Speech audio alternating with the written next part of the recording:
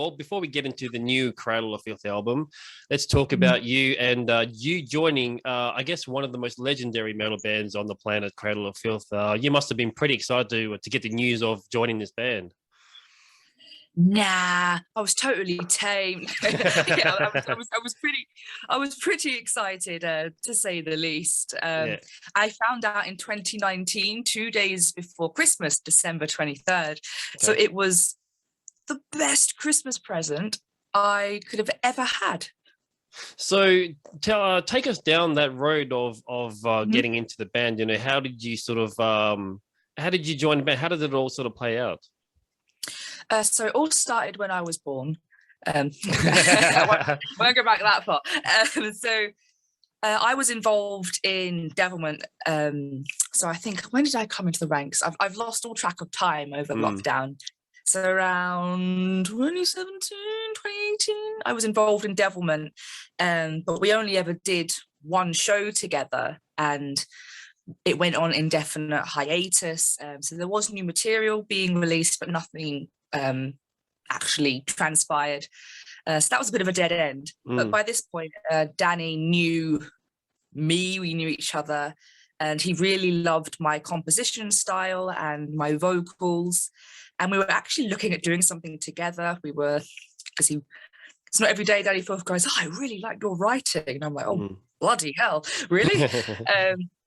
And when the position for Cradle opened up, he called me up and said, I want you to audition for Cradle of Filth. And I obviously said no, and that's the end of the tale, right? And that was it. Yeah, it's not every day Dani Filth calls you up and says, I want you, like one of those wartime posters, to audition for my band. And I auditioned, and I guess the rest is history.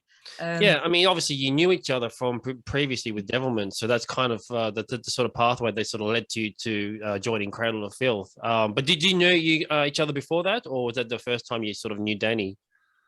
It was the first time we'd met professionally.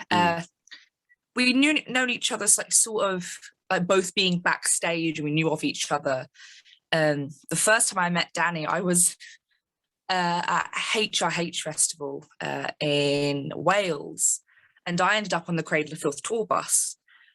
Long story short, my friend got punched in the face during Cradle of Filth set, so a really jealous fiance decked my friend because he offered her a drink and split his eyebrow open. He had to go to the hospital, and I was looking after him in my bright pink leopard print pajamas. And as he gets carted off to the hospital, I realise he's taken the room key, and I'm stuck standing outside at this metal festival in leopard print PJs, thinking, oh no, what now? And I knew a crew member of Cradle at the time, just heard someone shout, Anabelle. I was like, oh my God, hi. And he said, do you want to come sit on the Cradle bus? And I went, yes, please. And I just was hanging on the bus until my friend came back. He's alive, he's fine. Yeah. But I got to hang with the guys, and that was like my first sort of time really like talking with Dani. That was our first sort of like interaction, and then backstage on and off, just recognize each other. So you had a bit of a relationship somewhat before you obviously joined the band, which obviously helped. Joining a band for both parties involved is obviously a very it's certainly an interesting situation, because you're trying to sort of like feel each other out to see, if it's going to work chemistry wise and all that kind of stuff, That is one of the hardest things, just in general, about finding a band. It's more finding the people you click with and you share a vision with. Yeah. Because it's also someone you're going to spend months on the road with in a confined tour bus. Yeah. Putting it bluntly, you don't want to have a dick on the bus. Exactly. Yeah. So we all sort of knew each other. Did the previous, obviously Lindsay Schoolcraft, being a member of the band for a number of years, did you at all chat with her about anything at all, or did you sort of reach out to her, or she reached out to you, or? No, we know each other, but it's metal. Everyone knows each other. Yeah. It's very incestuous. Very true, yeah. Yeah. Yeah, so but we know, it's obviously a big deal, and obviously coming into a new album for Cradle of Filth, Existence Is Futile, which is coming out very soon. I know that you mentioned you joined the band in 2019, but it didn't officially become known until a bit later on after that. So I assume then, because of that, you must have been involved on this new album then.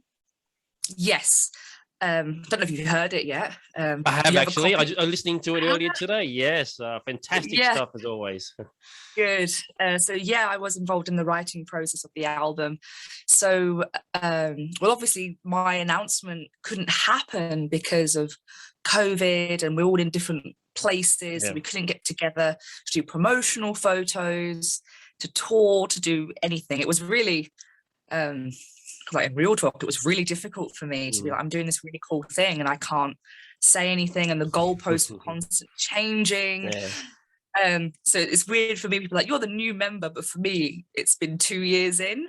I guess technically I am the new member. Yeah.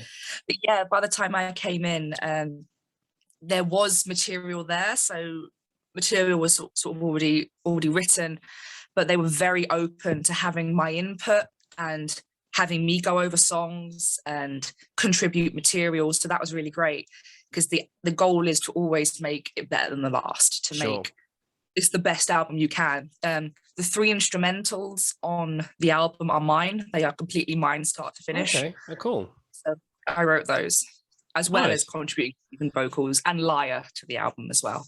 Oh, cool. No, I mean, obviously you hear about, new members coming in, and obviously it can take some time sometimes for them to have some, creative contributions and stuff. So it's great to hear that you had some involvement in the band straight off the bat. Obviously Dani sounds like a kind of guy that's very open to sort of different ideas and things like that as well.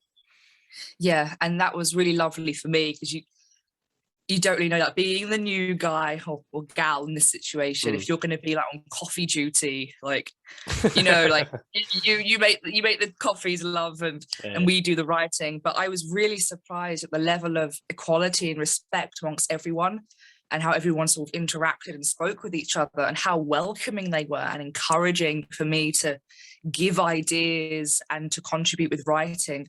That's incredible. And obviously for me it felt nice, because like, oh, you trust me enough to do that, to contribute and to say what I think. That's the golden ticket right there, in terms of like a dynamic and a working relationship. Yeah, definitely.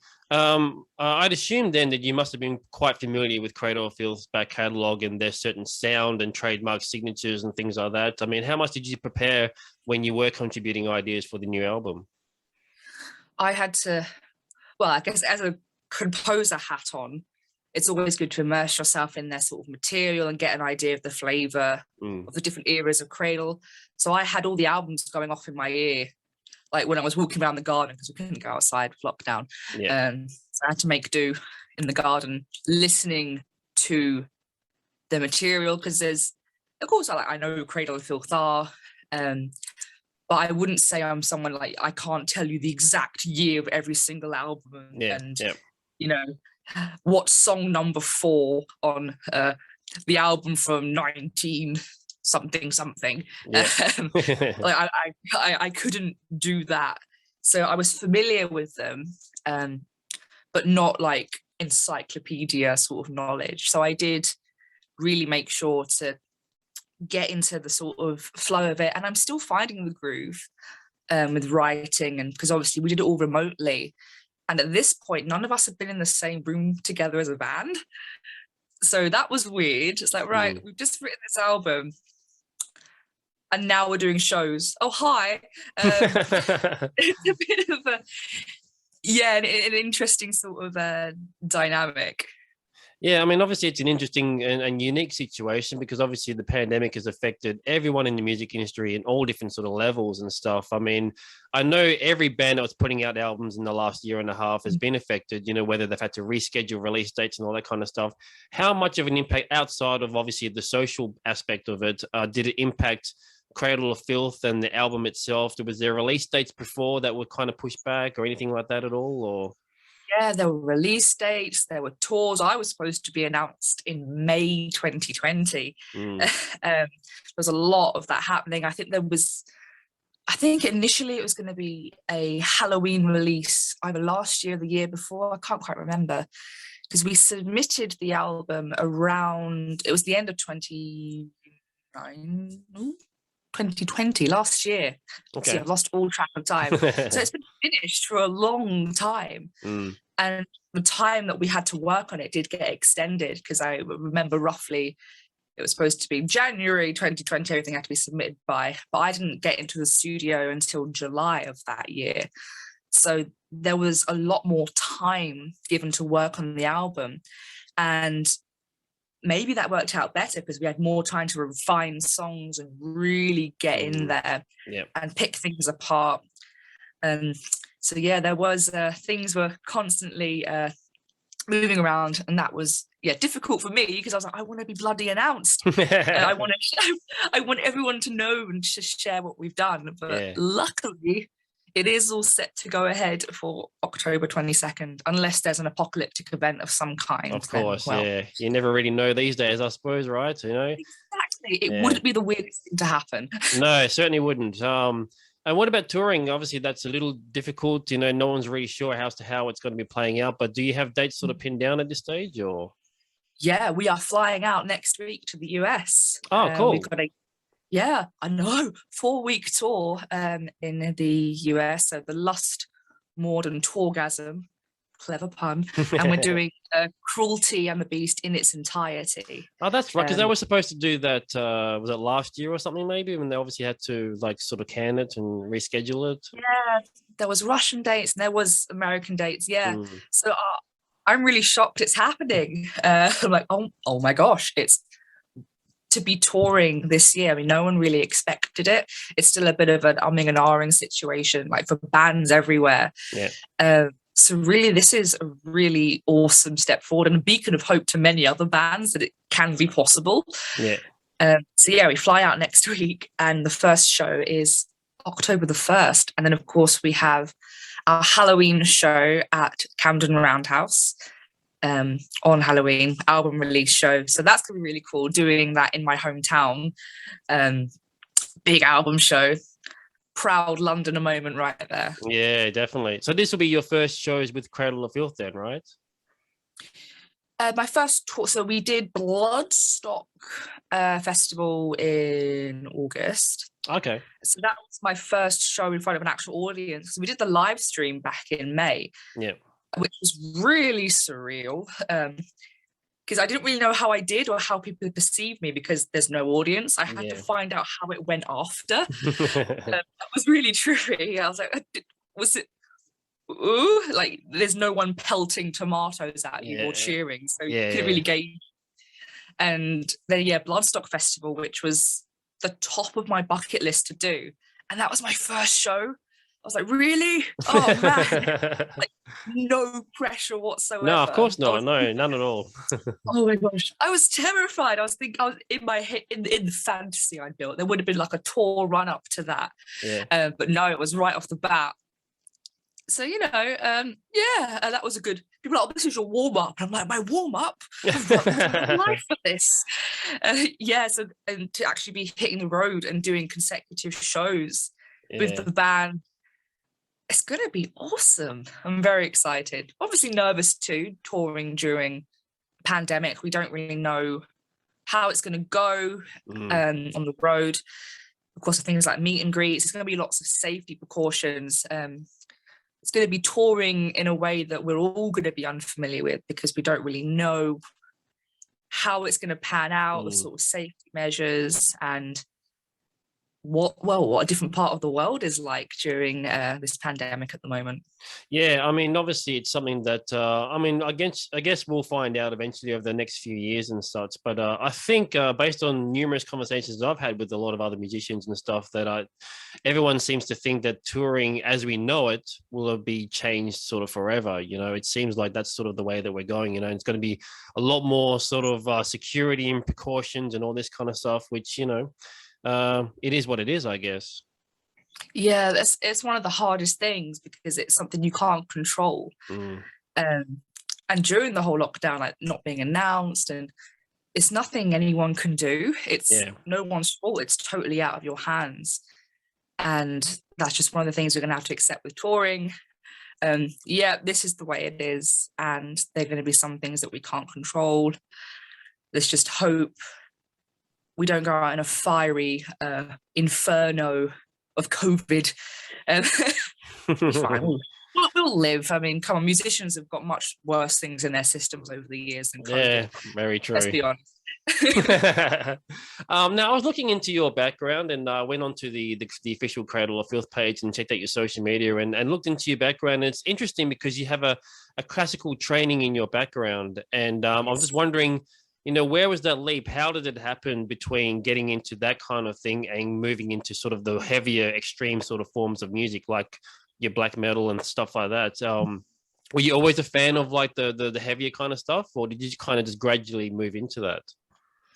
Always have been, like since I was a teenager, all that angst, like downloading all these really long, complex black metal names that would send your autocorrect into like overdrive.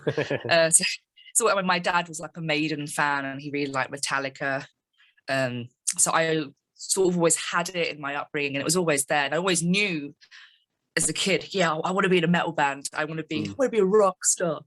Didn't think it would actually happen. It still hasn't. I wouldn't say I'm a rock star. It's always been there. My teachers used to joke in high school that I'm always a child of extremes. They're like, you're like this classical, neoclassical, intense, heavy music, extreme combination thing. I'm like, yeah. I've always done that. I've always gravitated towards the extreme ends of things and marrying them together. I'm not very good with grey areas, it turns out. I'm not very good with middle grounds. It's like, right, all the extremes. So it's always been a relationship between the two that I've always had. And having the training just really helps, because a lot of people think like, oh, classical training, that means you're an opera singer. It's like, well, no. Ultimately, what it means is I have a foundation of technique and vocal hygiene that I can transfer across to other genres. I just know how to use my voice in a healthier way, which is something I always encourage people to do, just to learn about their instruments. I'm always surprised that vocalists who don't know about the parts of their voice and how to look after themselves, or when to stop, or how to adjust things. It really just works across the board, having that sort of educational background. Yeah, I mean, obviously it makes sense because of that. Obviously Cradle of Filth does have a lot of that kind of classical sort of sound. It's very, it just makes sense. It's not really a weird kind of thing. But also the vocal training, as you mentioned, I've spoken to numerous musicians, like vocalists especially, and everyone has their own little techniques and stuff like that. I mean, what do you think is, at least for you personally, the biggest key in maintaining your vocals? Oh gosh, there's many things. It's it's a weird thing. Like there's one singer who described it as like an alien living inside your throat. It's so connected with your body, like your well-being as well. It's just little things like if you feel low, you cave inwards, like you sort of hunch inwards, and that's affects the voice. So it's an all-round sort of maintenance, really. Your mood can affect your voice. In terms of just general vocal hygiene, I mean, so many singers steam. That is one of the best things you can do. Steaming, staying hydrated. And everyone's voice is different. So usually people say don't have dairy or caffeine before singing, but for some people they need it to settle their stomach, which is totally cool. For me, I have just various little exercises, and I know the most important thing is knowing when to stop and knowing when something doesn't feel right, and having that knowledge to go, okay, why is this happening, and to constantly check in and evaluate your voice and your well-being. Don't brush it off, kids. Don't brush it off. Yeah, definitely. Always warm up. Always. How many vocals? I don't need to warm up. It's like it's literally a series of muscles. Warm up your whole body. There's a lot of things. I don't know which one is the most paramount for me, because they're all important things that I do. definitely lukewarm drinks. Make sure it's not hot or not cold. Fine, I'm writing a guidebook here. I mean, it's all, I mean, like I said, like everyone sort of has their own little sort of techniques and stuff, but it is amazing that there are vocalists out there, and you see it, the repercussions of that years later, where their voice is just completely shot and stuff, you know. It's because they never took after, you know, look after it, or maybe they were using the wrong techniques or stuff. Because you're right, I think every vocalist is different, and different voices need certain different things, I guess, you know. So, and then touring as well. I mean, that's got to be a big thing, you know, doing shows night in, night out as well. Yeah, I was exhausted after the one. I think we were all a bit nervous about doing the tour because it's been over 2 years since anyone's had to do consecutive back-to-back performances. So I think everyone's a bit nervous about that, about stamina and how we're going to settle back into it. Yeah. And that is something I am a bit nervous about, like, oh gosh, doing it night after night after night. But I'm hoping my body will just kick back in and it will sort of just be like a reflex and it will just work. It will just hopefully work. Fingers crossed. Yeah, fingers crossed, fingers, toes, nipples, the whole lot. It's all crossed.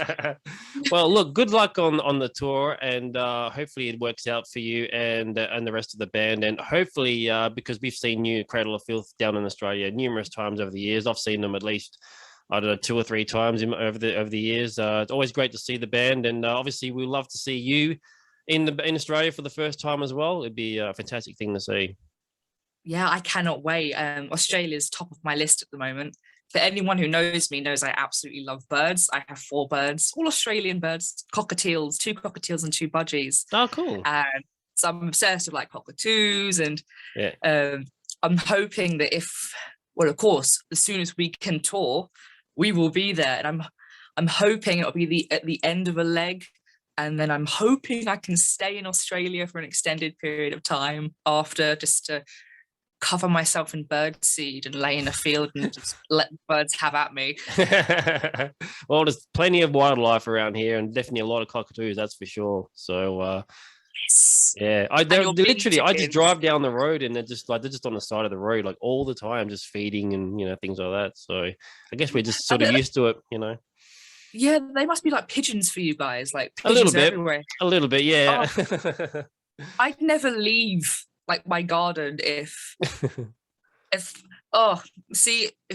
tour Australia with the band, when we tour Australia, I probably, good luck getting me to leave. There you go. Well, congratulations on the new album as well, and a huge congratulations for joining Cradle of Filth. So thanks for your time, really appreciate it. No, thank you so much for the time you're taking to talk to me, prepare questions. I really do appreciate it. Thank you so much.